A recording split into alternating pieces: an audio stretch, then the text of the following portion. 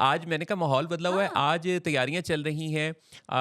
जो रमज़ान के हवाले से लोग एडवांस में बना के रखते हैं। जी, बिल्कुल। शामी कबाब और पता नहीं क्या क्या चीज़ें, तो ख़वातीन जो है ना वो पहले से ही तैयार करना शुरू बिल्कुल, कर अब देती। ये देखें कुछ घरों में तो लिस्ट भी बन रही है कि शाम को हमने जो पूरे अगले महीने के लिए शॉपिंग करनी है। कुछ घरों में सफाइयाँ अरूज पे हैं, जी। क्योंकि ये बड़ा पुररौनक महीना है ना मोहसिन साहब। अफ्तार पार्टियों पर जाना, अफ्तार पार्टीज़ पर को अपने घर पे इनवाइट करना, ये सब कुछ भी बहुत ज़्यादा इस महीने का हिस्सा है। एग्जैक्टली, और उसके साथ साथ इबादत का सिलसिला भी जारी रहता है। बिल्कुल। और इसी महीने में एक चंद चैलेंजेस भी होते हैं वो जो हमें। चैलेंजेस ये हैं कि जैसे कई दफ़ा हम अपने फ़ैसलों को ईद के बाद पर डाल देते हैं। एग्जैक्टली, मूड्स के मसाइल भी देखने में आते हैं, पेशेंस के मसाइल देखने में आते हैं ख़ास हमें। तौर पे अफ्तार से नज़दीक वाले टाइम में होता ये है कि हम देखते हैं कि लगी होती है प्यास या भूख, हाँ, और रफ़्तार हो जाती है गाड़ी की तेज़। एग्जैक्टली, और हर कोई जल्दी में होता है। हर किसी को लगता है कि उसका घर पहुंचना बेहद ज़रूरी है। मूड में आने वाली जो इरिटेशन है, चेक कर लिया जाए कि इसका ताल्लुक लगी हुई भूख प्यास से तो नहीं है। क्योंकि जैसे आपका अफ्तार के नज़दीक वाला टाइम होता है तो घरों में एक दूसरे के साथ लहजे भी बाज़ों का थोड़े से तुर्श हो जाते हैं। हाँ, एग्ज़ैक्टली। अच्छा, और जिन लोगों के ऑलरेडी से मसाइल होते हैं ना मोहसिन साहब, जैसे कुछ को एंग्ज़ायटी, स्ट्रेस हम्म। या मूड्स के इश्यूज़ होते हैं, तो वो समझें कि वो मल्टीप्लाई हो जाते हैं भूख-प्यास के साथ। बिल्कुल ऐसा ही है, और उसमें अगर आप अपनी वेल बीइंग पर नज़र नहीं रखेंगे, हुँ, तो फिर ज़माना नज़र रखना शुरू कर देगा। एग्ज़ैक्ट दूसरों की नज़रों में आ जाएँगे। दूसरों की नज़र। अच्छा, और इसमें ये भी है कि आप लोगों ने अपनी सेहत का बहुत ख़ास ख़्याल रखना है। हुँ, हुँ। यानी जैसे अभी मोहसिन साहब ज़िक्र कर रहे थे ना इफ्तार पार्टीज़ पे, सहरीज़ पे, तो इस पे भी आपने जिस चीज़ का बहुत ख़्याल रखना है वो ये है कि अपनी सेहत जो का है, मतलब जान बनानी है या जान का ख़्याल रखना है? मतलब बस। बाज़ औक़ात लोग समोसे, ओह! पकौड़े और ओह बहुत माय वो गॉड! समझते हैं कि ये मतलब रोज़ा रखा है तो कहीं कमज़ोरी ना हो जाए। मतलब रोज़े के साथ कहीं न कहीं पे ना ये एक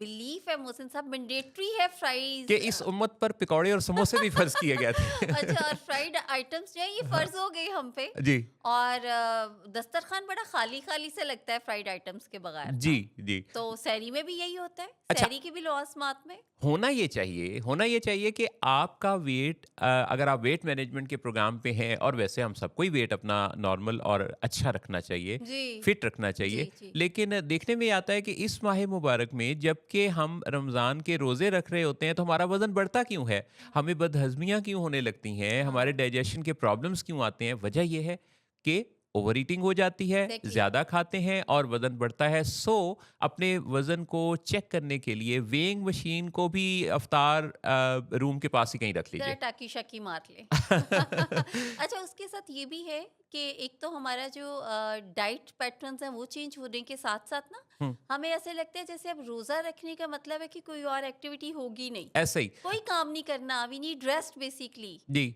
और उससे भी ये होता है कि अब एक तो आपके डाइटरी पैटर्न्स चेंज हो जाते हैं, हुँ। दूसरा आप ज़रा सहल हो जाते हैं, तीसरा एक्टिविटीज़ कम हो जाती हैं, तो जिससे खातर-ख़्वाह जो इज़ाफ़ा होता है वो वज़न में देखने में नज़र आता है। मुझे इस हफ़्ते में कई ऐसे लोग मिले जिन्होंने कहा कि उन्होंने अपना फलाँ काम शुरू तो करना है, हुँ, पर मगर ईद ईदों के बाद। बाद, जी। ईदों बाद। ईदों बाद।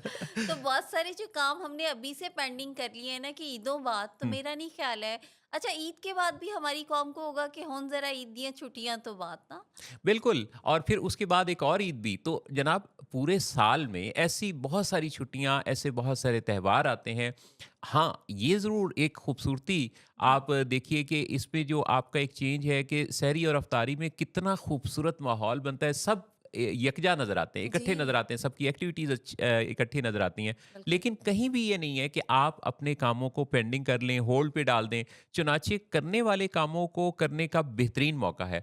बल्कि इसमें यूँ है कि अगर आपको कुछ लेथार्जी, कुछ कमी कमज़ोरी सी जिस्म के अंदर महसूस होती है, हुँ, हुँ, तो इसी को तो मेंटेन करना है। इसी के अंदर तो शुक्रगुज़ारी है कि आपने फिर इस फ़रीज़े को भी अदा करना है, और हुँ। साथ अपनी रूटीन्स को भी बेहतरीन रखना है, इंटैक्ट एग्ज़ैक्टली, रखना है। बल्कि मुझे ऐसा हुँ, लगता है जैसे रमज़ान में ना हमारे पास क्योंकि जल्दी उठने का ज़रा ज़्यादा होता है, यानी रूटीन से थोड़ा पहले उठते हैं हम सहरी में, हुँ, हुँ। तो मुझे ऐसा लगता है जैसे टाइम ज़्यादा होता है, जैसे पढ़ने हाँ, के लिए आपको ज़्यादा टाइम मिल जाता है, कितनी इम्पोर्टेंट आपको बात कही। जी, आपको वॉक हुँ, एक्सरसाइज के लिए टाइम ज़्यादा मिल जाता है। इसी तरीके से जो नॉर्मली हम डिनर करते थे, जैसे रूटीन में अदर हुँ, देन रमज़ान हम डिनर करते हैं कोई 8 बजे, हुँ। तो अफ्तार जब हम कर लेते हैं कोई सवा 6 साढ़े 6 तक हमारा अफ्तार जाएगा by the end of Ramzan. जी, तो हमारे पास उसके बाद भी बहुत टाइम होता है, यानी बिल्कुल। सोते तक के लिए यू हैव मतलब ज़्यादा टाइम होता है काम करने के लिए, एक्टिविटीज़ को अपना मुकम्मल करने के लिए। बहुत अहम बात आप कह रही हैं कि दिन बड़ा हो जाता है। दिन बड़ा हो जाता है। यानी आप ये देखिए कि उस दिन आपके पास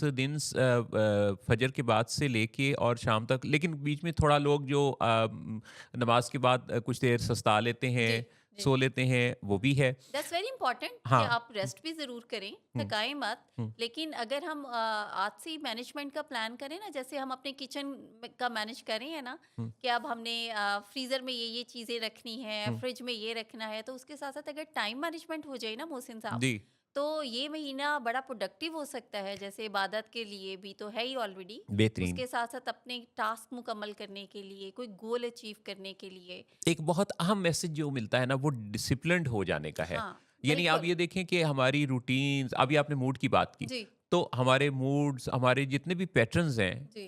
वो डिसिप्लिन की तरफ आते हैं, सिवाय उन डाइटरी हैबिट्स के जिसमें कि हम आउट ऑफ डिसिप्लिन हो जाते हैं।